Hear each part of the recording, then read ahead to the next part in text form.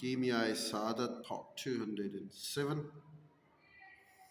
تیسری صفت جمال ہے جو محبت الفت کا سبب ہوتا ہے، اس واسطے کہ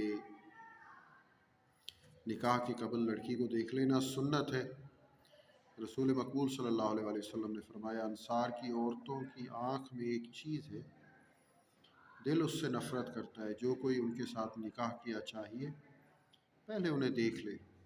بزرگوں کا قول ہے کہ عورت کے بے دیکھے جو نکاح ہوتا ہے اس کا انجام پشیمانی اور غم ہے، اور جو حضرت صلی اللہ علیہ وسلم نے فرمایا کہ عورت کی خواستگاری دین کے واسطے کرنا چاہیے، جمال کے لیے نہیں، اس کے معنی یہ ہے کہ لفظ جمال کے واسطے نکاح نہ کرے۔ یہ نہ کہ جمال ڈھونڈے ہی نہیں، اگر نکاح کرنے سے فقط فرزند اور اتباع کی سنت کسی شخص کو مقصود ہے اور جمال نہیں چاہتا تو یہ پرہیزگاری ہے۔ حضرت امام احمد بن حنبل رحمۃ اللہ علیہ نے کانی عورت کے ساتھ نکاح کیا اور اس کی بہن جو خوبصورت تھی اس کی خواہش نہ کی، اس واسطے کہ آپ نے سنا یہ کافی عقل مند ہے اور اس خوبصورت سے بہتر ہے۔ چوتھی صفت یہ کہ مہر کم ہو۔ رسول مقبول صلی اللہ علیہ وسلم نے فرمایا، عورتوں میں وہ بہت بہتر ہے جس کا مہر کم اور حسن و جمال زیادہ ہو۔ بہت مہر باندھنا مکروہ ہے۔ رسول اللہ صلی اللہ علیہ وسلم نے بعضی عورتوں کا 10 درہم مہر باندھا اور اپنی بیٹیوں کا مہر 400 درہم سے زیادہ نہیں باندھا۔ پانچویں صفت یہ ہے کہ بانجھ نہ ہو۔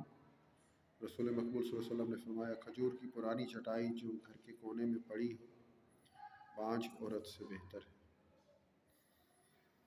چھٹی صفت یہ ہے کہ عورت باکرہ ہو، یعنی کنواری ہو، اس واسطے کہ اس کے ساتھ بڑی محبت ہوگی۔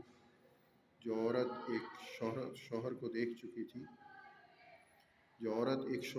چکی ہے اکثر اس کا دل اسی کی طرف رہتا ہے۔ حضرت جابر رضی اللہ تعالیٰ عنہ نے ایک دوحہ جو عورت کے ساتھ نکاح کیا، رسول مقبول صلی اللہ علیہ وسلم نے ان سے فرمایا، تو نے باقرہ کے ساتھ کیوں نہ نکاح کیا کہ وہ تیرے ساتھ کھیلتی اور تو اس کے ساتھ۔ ساتویں صفت یہ ہے کہ عورت شریف النسب ہو، دینداری اور پرہیزگاری کے لحاظ سے، اس واسطے کہ وہ بد اصل عورت بد اخلاق ہوا کرتی ہے اور شاید اس کے اخلاق اولاد میں اثر کرے۔ آٹھویں صفت یہ ہے کہ عورت عزیز قریبی نہ ہو، اس واسطے کہ حدیث شریف میں آیا ہے، اس سے ضعیف لڑکا پیدا ہوتا ہے۔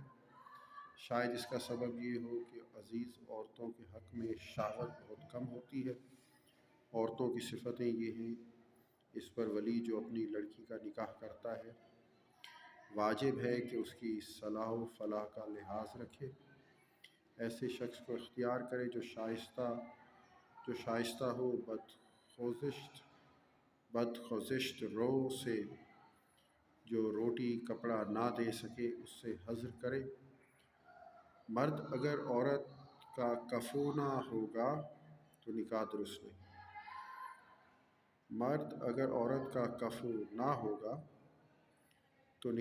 نہیں۔ اور فاسق اور بدکار کے ساتھ بھی نکاح کرنا درست نہیں، اس واسطے کہ رسول مقبول صلی اللہ علیہ وسلم نے فرمایا، جس نے اپنی لڑکی کا نکاح فاسق کے ساتھ کر دیا اس کا قطع رحم ہو جائے گا، اور فرمایا کہ نکاح لونڈی پن ہے، ہوشیار رہ کہ اپنی لڑکی کو کسی کی لونڈی نہ بنا۔ ہوشیار رہ کہ اپنی لڑکی کو کسی کی لونڈی بناتا ہے۔ تیسرا باب نکاح سے آخر تک عورتوں کے ساتھ سلوک کرنے کے آداب۔ اے عزیز جان، تو کہ یہ بات جب معلوم ہو چکی کہ دین کی اصلوں میں سے ایک اصل نکاح بھی ہے، تو آدمی کو چاہیے کہ دین کے آداب اس میں نگاہ رکھے، ورنہ آدمیوں کو نکاح اور جانوروں کی چفتی میں کچھ فرق نہ ہوگا۔ نکاح میں 12 آداب کا لحاظ رکھنا چاہیے۔ پہلا ادب ولیمہ کھانا، یہ سنت موقدہ ہے۔